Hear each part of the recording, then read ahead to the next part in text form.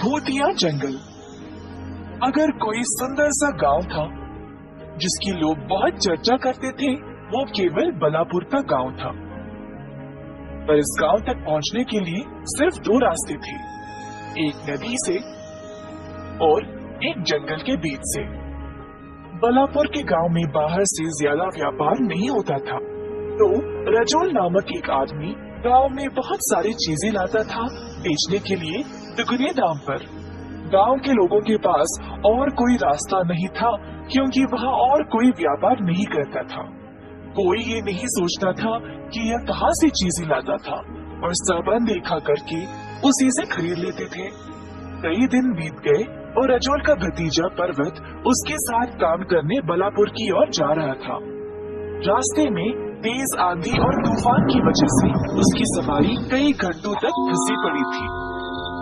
बीच रास्ते में एक अनजान आदमी उनकी ओर आया। आप इस समय इस रास्ते से क्यों जा रहे हो? यहाँ भूत और प्रेत आत्माएं होती है। इस रास्ते से जाने की कोई हिम्मत नहीं करता। इसी वक्त पीछे मुड़ जाओ और वापस चले जाओ।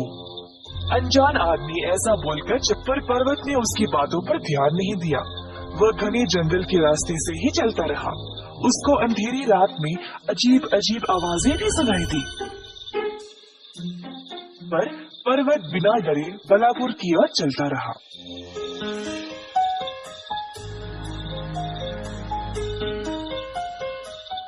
जब वह बलापुर पहुंचा, सब लोग उससे पूछने लगे कि वह इतनी रात को जंगल को पार कैसे किया।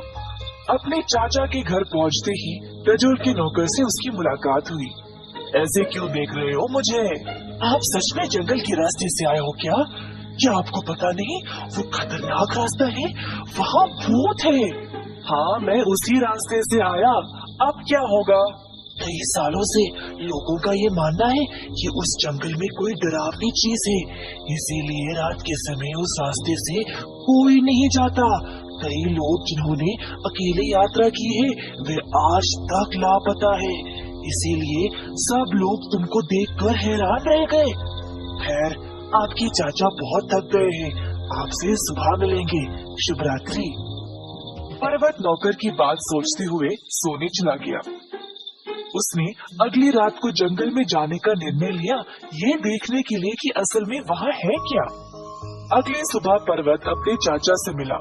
उन्होंने उसका अच्छे से स्वागत किया और पूछा कि वह इतनी रात को जंगल के रास्ते से आया क्यों।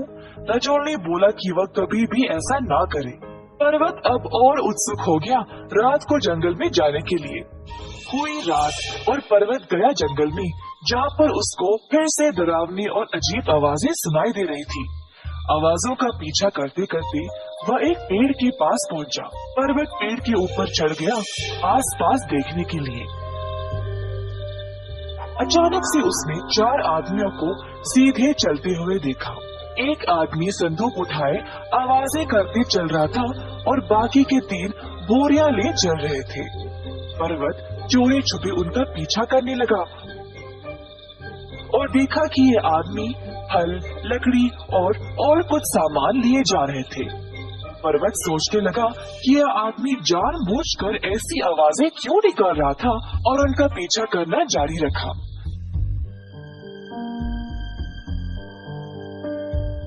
जल्द वह एक खुली जगह पर पहुंच गया, जहाँ पर एक गोदाम था। आदमियों ने सारा सामान इधर उतार दिया, पर उधर केवल 4 नहीं, बहुत सारे लोग काम कर रहे थे। अचानक से उसने अपने ही चाचा रजोल को देखा। रजोल आदमियों को आदेश दे रहा था और सारे काम को संभाल रहा था।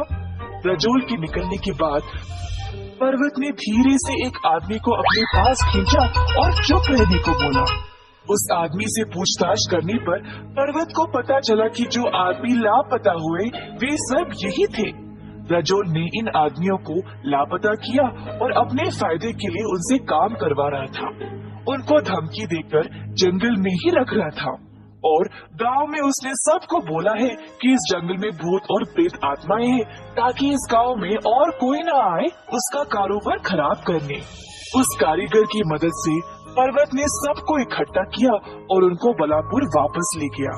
फिर सबके सामने उसने साबित किया कि उसका चाचा धोखेबाज है।